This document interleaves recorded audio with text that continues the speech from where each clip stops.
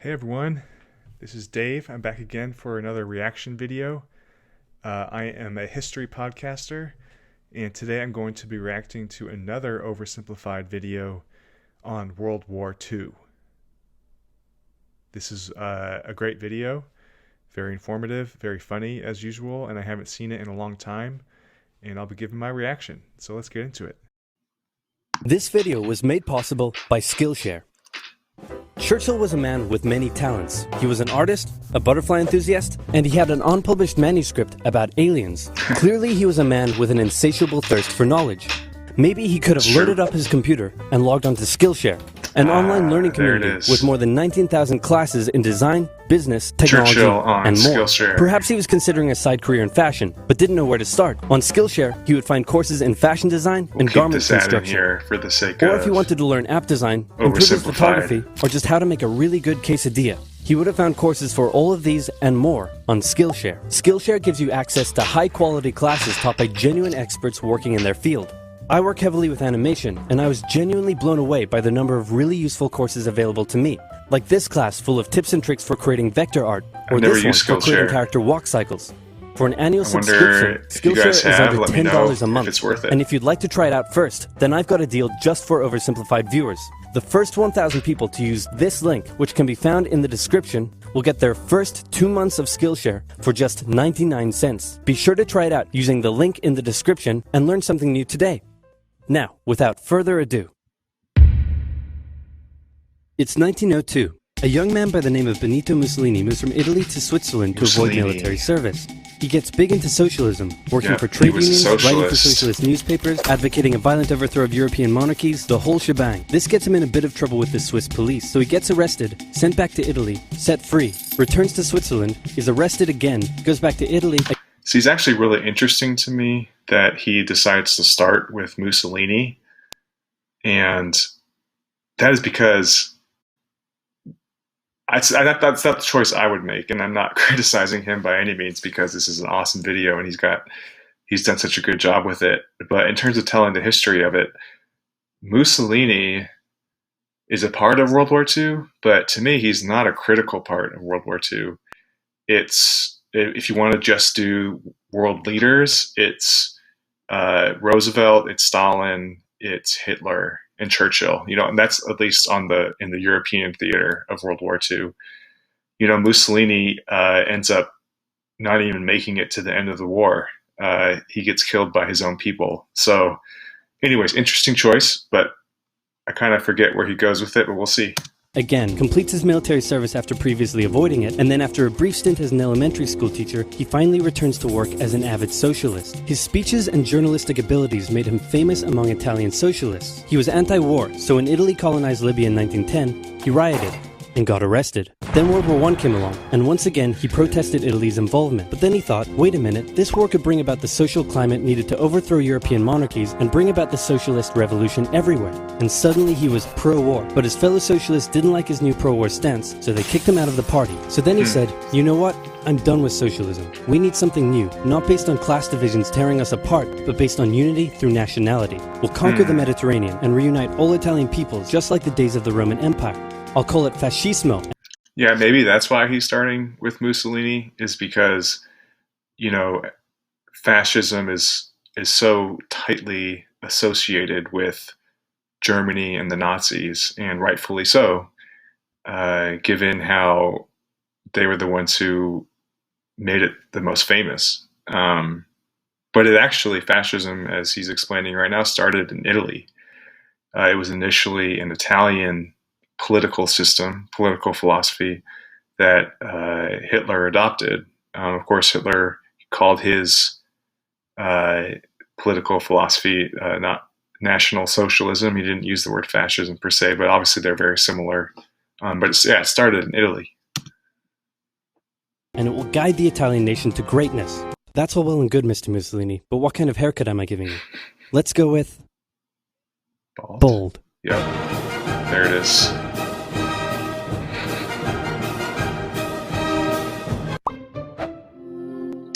Nice intro. Mussolini is probably most well known for his crazy speeches. Italy had been on the winner's side in World War I, and they hoped they were going to get a lot out of it, but in the end, they only got a little, and they felt cheated. On top of that, a bad economy and weak governments meant that the Italian people were a little unhappy. So when Mussolini came along and said that he could fix everything, his fascist movement gained a lot of support. In 1922, he Sounds awfully similar to what happened to Germany in the interwar years, which I'm sure he's going to get into. Decreasing currency value, feeling like they didn't get what they deserved at the end of World War I, a strong leader coming in and telling the people that he'll fix everything, and that'll largely be based on the return of the pride to the national people. Sounds awfully similar. went to the king and said, "Make me prime minister or I'll make me prime minister." And the king said, "You and what army?" "This army." Fair enough. Then he went about establishing a dictatorship with himself at its center. Europe had its first fascist dictator. Next up, Germany. Germany had been on the loser's side, and they got absolutely wrecked by the Treaty of Versailles. They lost territory, had to demilitarize the Rhineland, had to reduce their army to just 100,000 men, couldn't have an air force, had to pay the Allies a huge amount of money that it didn't have, and a new rule was established that every Englishman withheld the right to walk into the center of Berlin, pick out any German they wanted, and spank the hell out of them. I made that last one up, but it helps you understand how all this felt to Germans. On top of that, a bad economy. Yeah, on that last point, so much of it was the tangible things that he was saying, the reduced military, the reparations for war, and as I'm sure he's going to explain, that had real manifestations in terms of hurting German currency. But so much of it was a pride thing for the German people.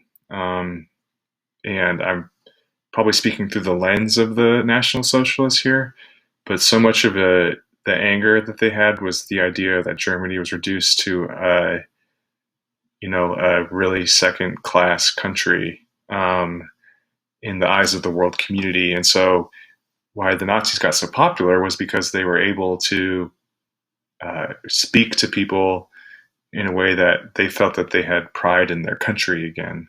And of course they did it in their own twisted way, but it was a feeling in as much as it was the actual harm done by the Versailles Treaty at the end of World War I that caused the rise of nationalists and rise of National Socialists in Germany. And weak governments meant that when a small angry man with a silly mustache came along and said that he could fix everything, the German people loved it. Hitler had been a soldier during World War I, and he was crazy patriotic, and nobody was madder than him about Germany's humiliation. He helped start a new political party, and in 1923 attempted a march on Munich with his boys. And then he got arrested. But his popularity... Yeah, that was called the Beer Hall Putsch, and it actually came... not close to working, but closer than he made it seem there. It's really interesting history in Munich, and I would definitely read more about it if you had the chance. Ian Kershaw probably has the best account of it in his biography of Hitler, at least the best account that I've read of it. And I had an interesting conversation on my podcast with a scholar who, this is the moment he pointed to where if something could have been changed in the past to stop the Nazis and stop World War II, it would have been a harsher sentence for Hitler's role in trying to overthrow the government, a harsher jail sentence. He ended up only serving less than a year in prison for his role in it, and this allowed him, and it didn't even really hurt his career very much. He actually used the time to write Mein Kampf, write his book. And by the time he was done, he was back on track. Even possibly, you could even say even better than he was before. The scholar I talked to said that, if he actually would have been thrown in jail for a long time, like you would expect someone who tried to overthrow the country, maybe World War II would have been averted. Grew and grew, and in 1933, the president made him chancellor. He believed he was Germany's great destined savior, and he went full megalomaniac, establishing a dictatorship with himself at its center. Europe had fascist dictator number 2. Something I covered on my podcast again is Hitler becoming chancellor. I was surprised in my research and reading about it is that it almost didn't happen. and I did a whole podcast series about this. And if you're interested, please do check it out. Hitler and Mussolini had a lot of the same ideas, but more importantly, they had the same enemies, and they started to get along. Anyone else want to be friends? Franco? No? You good? I do. Who's that? It's Japan, and they've taken over northern China. Let's rewind a bit. Japan had isolated itself from the rest of the world for over 200 years until the Americans showed up and said, you're going to trade with us and you're going to like it. Then the Western powers imposed a bunch of unequal treaties, meaning Japan's economy was bust. They also had no natural resources, so they decided to go get some. They went to war with China to gain a sphere. Yeah, and as I read about the history of the rise of Japan and the build up to their attack on Pearl Harbor, I also found the similarities between Japan and Germany to be interesting in this time period, especially this idea that Japan needed to expand for more resources because they wanted to be self-sufficient as a country. And Germany, Hitler's idea for Germany was similar, was that the German people needed more room. And instead of finding that room for resources through trade, Japan and Germany decided that it would be best to do it through expansion, military expansion. Sphere of influence over Korea, and they took a bunch of China's stuff. But then the West said, hey, cut that out. And since Japan couldn't take on the West, they said, okay, I guess we'll just go home. Wait a minute, what are you doing? Taking advantage of a weakened China and setting up spheres of influence. But I was the one who weakened them. We know. And you guys didn't let me have anything. We know. That seems unfair.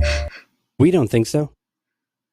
Okay, see ya. So Japan thought, screw this, and went to war with Russia, and stunned everyone by actually winning. Then they fully annexed Korea, but they didn't stop there. In World War I, they took Germany's colonies and islands in Asia, and then in an incident that was maybe staged by the Japanese army, a bomb blew up a Japanese train in Manchuria, giving them an excuse to launch an invasion and take over. So here's the situation. Nazi Germany, Fascist Italy, and Japan all believe they're racially superior, all feel hostility Yeah, that was the other part I left out about the similarities between Japan and Germany just now, is that there was this ethnic sense of superiority. Japan justified its expansion. I don't know if we'll get into this or not, but they justified their expansion based on this idea of Pan-Asianism, that they were kicking the Western European colonists out of places like Indochina, which is modern-day Vietnam, where the French were there. And the idea being that they were liberating the Asian people from Western Europeans. And again, they were taking East Asia back for East Asians. Towards the Allies, and all want to militarize and take over more stuff. And so they did. Let's start with Germany. Hitler hated the Treaty of Versailles, and now he was ready to begin undoing it. In complete violation of the treaty, the first Luftwaffe squadrons were set up, conscription was introduced, and he pimped up his army. The Allies did nothing. Then Hitler sent Yeah, the Allies were scared to get into another war again. World War I obviously was awful in terms of the men who were lost and the mental devastation toll it took on so many of these countries. His army back into the demilitarized Rhineland, giving orders to immediately retreat if the Allies showed up. The Allies did nothing. With his military re-strengthened, he could now move on to step 2. He wanted to rapidly increase the Aryan population, and to do so, he needed Lebensraum, or in other words, he would have to take over the world. But for now, a good portion of Europe would do, and he began eyeing up his neighbors. The Allies finally started to get worried, so they implemented a fairly useless diplomatic strategy called appeasement, and it went a little something like this. Hitler would say, I want that thing, and the Allies would say, you can't have that thing. Okay, you can have that thing, but no more. I want that thing. And repeat. In 1938, Hitler's army marched into Austria and just took it, with no resistance. Called Boom. the This is Germany. Anschluss. Next, he demanded to be given the Sudetenland, an area of Czechoslovakia with many ethnic Germans. The Allies held a meeting with Hitler in Munich and said, look, we're going to give you what... Hang on. Yeah, this is called the Munich crisis. And the funny thing I'm pretty sure he points out here, which is true, it is funny in history, is how you have other Western European powers like Britain negotiating on the behalf of Czechoslovakia because Hitler wants to take the Sudetenland, which is in Czechoslovakia. Hang on. This meeting is about my territory. Shouldn't I come to the meeting too? Anyway, we're going to give you what you want. Really? Yeah. Just like that? Yep. What's the catch? Just sign this piece of paper promising you won't invade the rest of Czechoslovakia. Okay. Then Chamberlain returned home victorious, waving his signed piece of paper in the air, declaring crisis to be averted and the continuation of world peace. And we built a statue of Chamberlain in his honor, and every day on the 30th of September we celebrate Chamberlain is invading the rest of Czechoslovakia. What? He's invading the rest of Czechoslovakia. Oh. You lied to me. What do you expect? I'm Hitler. Not to be outdone, Mussolini also wanted to get in on the action. He thought to himself, isn't there a not yet colonized nation somewhere which is so underdeveloped that the people would be defending themselves against our tanks with literal bows and arrows and wooden spears? Oh, there is? Fantastic. And so he took it. Italy also wanted to control the entrance to the Adriatic Sea, so they occupied Albania. Then, in another incident which was maybe staged by the Japanese, gunfire was exchanged by Japanese and Chinese troops at the Marco Polo Bridge, and the Japanese launched yet another invasion against China. They swept through Beijing and Shanghai, and then advanced through the Yangtze Valley to China's then capital, Nanking. It was here that... Yeah, this is the Nanking Massacre, which is, awful, looking back at it in history. Part of this, too, people don't realize is how quickly Japan kind of started spreading through China. It's actually, again, I can't help but notice similarities between the Pacific theater and the European theater of war, where the initial Japanese successes and advances really mirrored the initial successes that I'm sure he's going to get into that Germany had at the beginning of World War II, where Germany really was successful in first sweeping through France and then really made its way almost to Moscow in Russia. I'm sure he'll get into it. But it's kind of striking to me how similar the two, Japan and Germany, were in their initial successes. Saw the worst of Japan's shocking atrocities committed against the Chinese people. Back in Europe, Germany and Italy made their relationship status official by signing the Pact of Steel. Then, Hitler turned his eyes towards Poland and the hated Polish corridor splitting Germany in two. At this point, the Allies really had to put their foot down, and they warned him that an invasion of Poland would mean war. Hitler had planned... Yeah, the other crazy thing about Hitler in this part is that you would think he would be happy about the successes of not having to having his soldiers fire any guns to take Austria and to take Czechoslovakia. But the weird thing is that he actually wanted war, and he felt that the Western European powers had taken away his war from him, so to speak. And again, this is Ian Kershaw's great on this point. But he'll finally get his war with Poland. To continue his advance eastward, but he didn't want to end up fighting a war on two fronts. So for now, he made an alliance with Stalin, saying, how about we both invade Poland and split it between the two of us, and I definitely won't not refrain from not betraying you sometime in the future. Sounds good. This new alliance stunned the West. On the 1st of September 1939, German troops entered Poland, and Britain and France declared war on Germany. Yep, we got a war. The Poles fought hard, but they were no match for the two giants crashing down on them from either side. Then came a period known as the Phony War, where everyone just sort of sat around not doing much. The French had launched a small invasion into the Saarland, but they maintained mostly defensive positions, and after a while decided to just turn around and call it a day. Speaking of France, the French were still super proud of their victory in World War I, and they hadn't really moved on from it. They still used horses, they dispatched messages by motorbike instead of using radio, orders from the commander-in-chief were usually pretty vague, and the troops were rarely inspected. They built a line of defenses along their German border, but didn't bother extending it all the way to the Channel, and they wouldn't launch artillery strikes against Germany out of fear of being retaliated against. In a war, they didn't want to attack the enemy. And at first the UK wasn't much better. Chamberlain still naively hoped that the war could be ended diplomatically. Instead of bombing raids, the RAF dropped propaganda leaflets over German cities, which one air marshal said likely did nothing but provide the continent with toilet paper for the duration of the war. They also only sent 200,000 men to France, while the French had mobilized millions. Both Britain and France wanted to avoid a repeat of the First World War, and so they wanted to keep the war as far from home as possible. So they turned their eyes north, towards Norway. Neutral Sweden was exporting iron ore to Germany through neutral Norway, so the Allies asked them if they could please stop exporting iron ore to Germany, but this request was refused. Then, the Soviet Union attacked Finland, so the Allies said, how about we land troops in Norway and move them across Sweden to go help out your good pal Finland, and along the way maybe take control of all your arm fields. But Norway and Sweden still said no. So the UK mined the waters around Norway to force any transport ships into international waters, and they also attacked a German tanker they found in the area. Hitler realized what the Allies were up to, and he quickly moved to secure his supply of iron ore. He launched an invasion through Denmark into Norway. Yeah, again, this is where Hitler really is successful at first. He sweeps through Scandinavia here. The Allies rushed to land troops at key ports along the coast, but Germany had taken control of Norway's airfield, and their air superiority decided the fight. The Allies had to retreat. After this slightly embarrassing failure, Chamberlain resigned and was replaced with Winston Churchill, who had a slightly different approach to dealing with the Germans. Hitler's overall strategy was similar to Germany's First World War strategy. Attack France, defeat France, knocking out the UK in the process, then turn on the Soviet Union. Yeah, in World War I, it was called the Schlieffen Plan, to go through Belgium and then go all the way to Paris. And, of course, as we know, in World War I, it really wasn't successful. It actually ended up hurting Germany even more in the long run, because by invading Belgian neutral territory, it brought Britain into the war. But as you'll see here, Hitler decides to use the new speed of tanks and cut through the Ardennes, which is, no one expected him to do that because of the terrain there. Seems like it wouldn't be a smart place to attack, but he does, and he takes over France.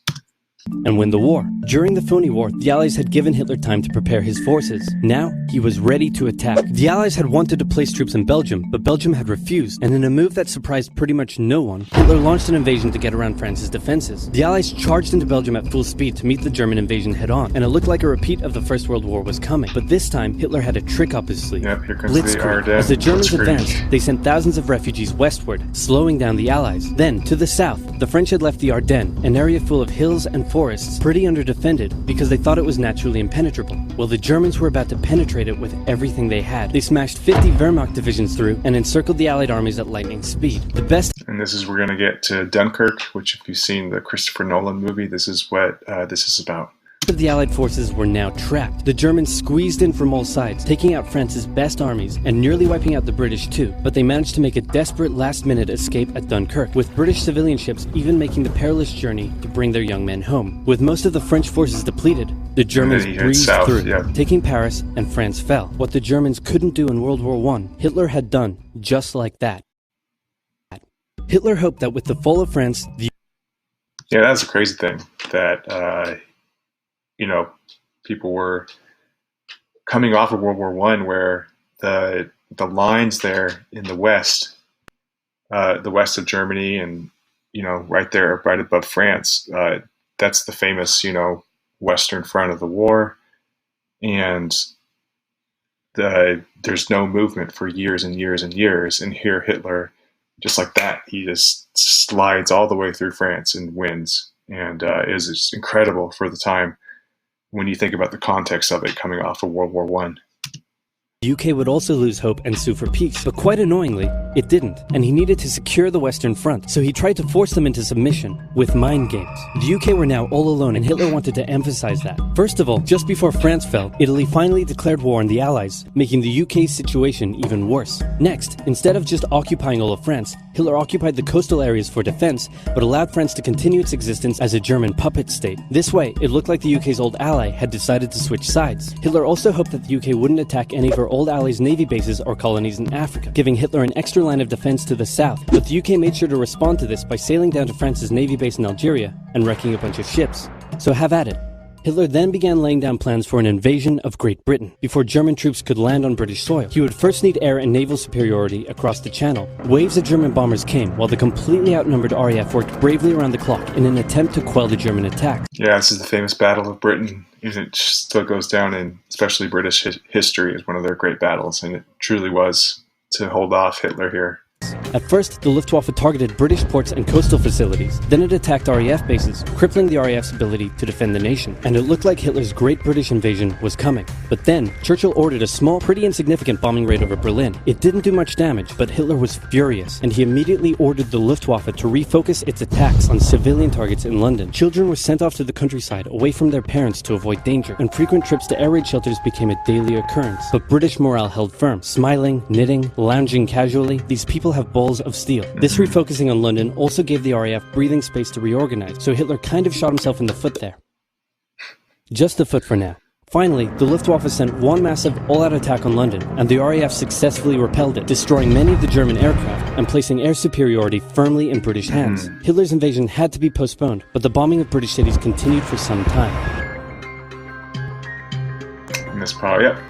And what part two will most likely start off with is the invasion, the Barbarossa uh, and that is when Hitler and Germany invades Russia. Um, yeah, thanks for watching and listening, and I hope you have a great day. Please check out my podcast if you get a chance, and I'll talk to you soon. All right.